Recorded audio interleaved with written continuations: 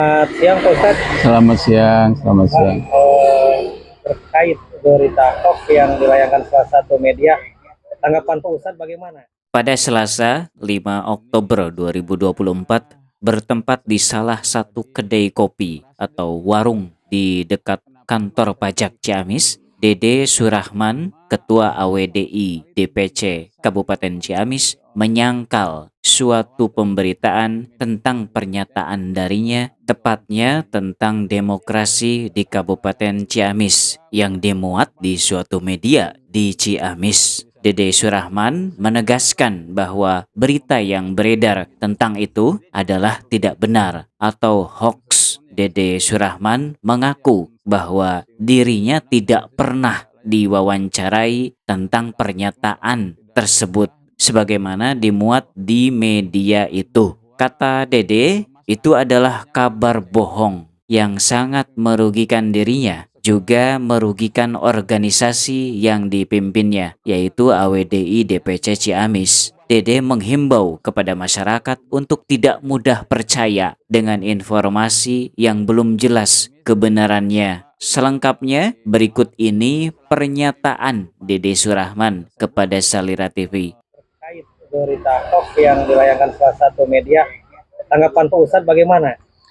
Jelas dalam hal ini saya secara pribadi merasa dirugikan. Kenapa merasa dirugikan? Pertama, saya sama sekali tidak merasa diwawancari oleh wartawan tersebut di media tersebut. Saya tidak merasa diwawancarai. Statementnya seperti apa Pak Ustadz? Yang kedua juga ucapan-ucapan atau statement-statement yang dimuat dalam tulisan tersebut sama sekali saya tidak pernah mengucapkan itu, membuat statement semacam itu.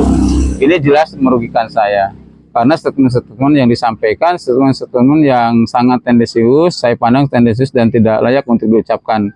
Yang pertama, statement kalau tidak salah ya, dalam statement itu ada mengatakan bahwa masyarakat banyak yang kecewa atas kepemimpinan bupati yang sekarang incumbent, calon dari incumbent, karena selama kepemimpinannya tidak ada perubahan sama sekali, tidak ada perubahan sama sekali. Itu Bupati Ciamis ini. Bupati Ciamis yang mengatakan bahwa dimuat bahwa selama kepemimpinan bupati tersebut masyarakat mengecewa karena tidak ada perubahan sama sekali. Yang kedua, pernyataan yang saya anggap itu tendensius dan kurang bagus untuk dan saya tidak merasa bahwa ya saya yang mengucapkan itu. Yang kedua mengatakan bahwa demokrasi di Ciamis ini adalah brok-brok. Jadi partai politik atau demokrasi saya lupa lagi ya. Jadi seperti itu. Ini ungkapan-ungkapan ini jelas tendensius, jelas akan memicu konflik kalau memang ini diperpanjang. Jadi saya sangat dirugikan dalam ini karena saya tidak pernah diwawancarai dan saya juga tidak pernah membuat statement-statement yang ditulis dalam media tersebut.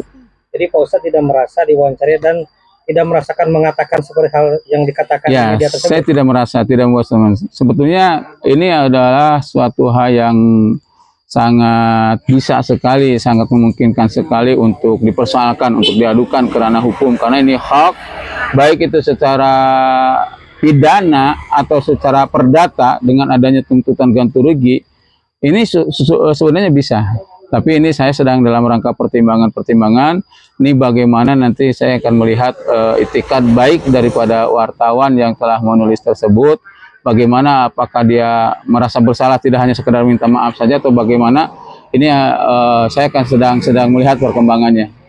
Tindakan-tindakan apa Pak Ustadz merasa dirugikan kan? Apakah mau melanjutkan ke ranah hukum atau bagaimana? Pertama, saya sudah membuat somasi. Somasi dilayangkan ke pimpinan redaksi media tersebut.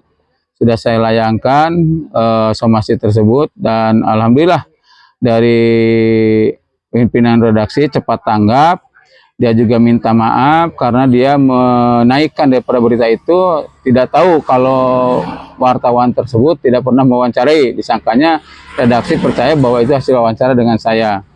Dan redaksi sudah meminta agar wartawan itu menemui saya, meminta maaf secara langsung. Tapi sampai saat ini wartawan tersebut belum menemui saya, bahkan dia hanya di WA itu juga setelah desakan-desakan daripada redaksi agar dia menyatakan permintaan maaf. Baru ada di WA permintaan maaf dan ini belum menemui saya. Masih ada terkesan ngeyel atau bagaimana lah.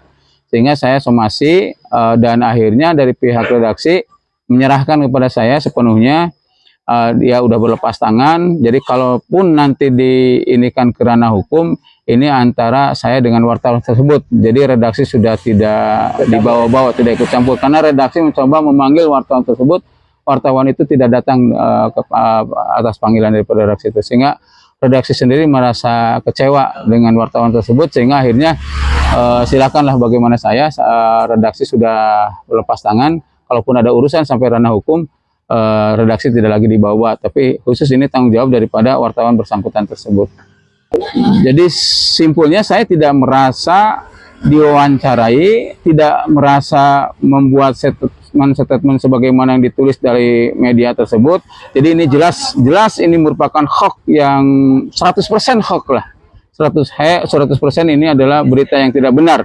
Di samping tidak benar, berita menyesatkan juga, dan ini sangat merugikan saya, Sehingga saya masih berharap ada itikat baik daripada wartawan tersebut, tidak hanya meminta maaf lewat PA, tapi mau datang langsung bertemu, meminta maaf langsung. Kalau tidak, kalau permasalahannya tidak akan berlanjut. Dari Kabupaten Ciamis, Jawa Barat, reporter Heri Herianto mengabarkan untuk Salira TV.